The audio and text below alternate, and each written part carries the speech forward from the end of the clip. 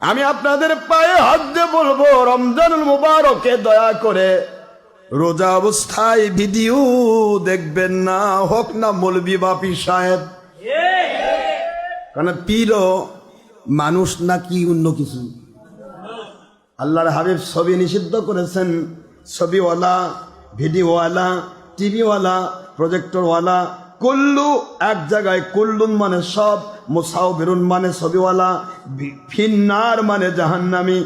এই কথা বুখারী শরীফের 2য় খণ্ড 880 পৃষ্ঠা, মুসলিম শরীফের 202 এবং 2য় খণ্ড 820 পৃষ্ঠা ও 202 পৃষ্ঠা, 1ম খণ্ড মুসলিম।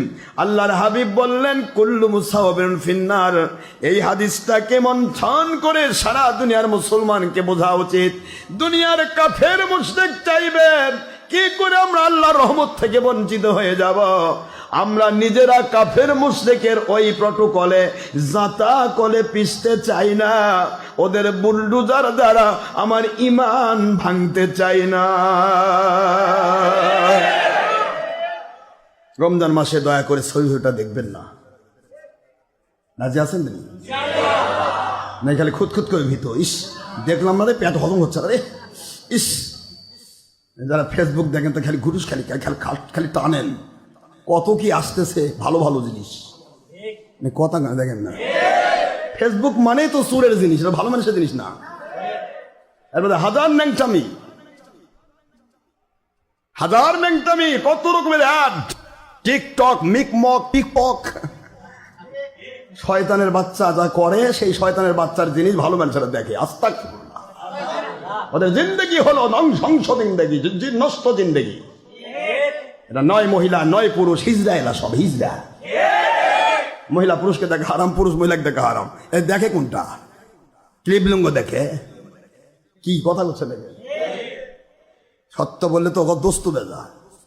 সত্য বলবো আমি মরণ পরে, এই যুগের মানুষ আমি, বিদেশ আমলের মানুষ না। মাথায় ভূত ঢোকেনি, এ মাথাটা পাগল নয়। আমাদেরও মন আছে, আমাদের মনটা বলে এখন এই ভিডিওতে, একটা ভিডিও টিভিতে দিয়ে দেয়, অ্যাট এ টাইমে কোটি কোটি মানুষ চিনে ফেলবে। আশরাফ সিদ্দিকী বলে, আশরাফ সিদ্দিকী বলে। আমার চিনার দরকার নেই, আমার ওয়াজ শুনুক, এটা আমার দরকার। আমার দাম বাড়ানোর প্রশ্ন নেই, আমার প্রশ্ন আমার মালিককে খুঁজে পাওয়া।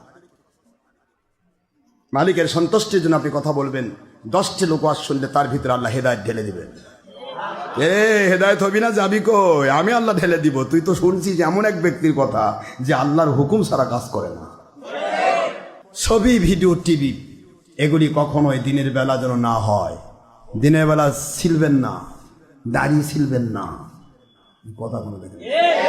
রোজা রেখে হারাম কাজ করা যাবে না, তাহলে থাকবে না রোজা। আপনি বলেন তো, আপনার স্ত্রী সহবাসকে ফরজ ইবাদত নয়?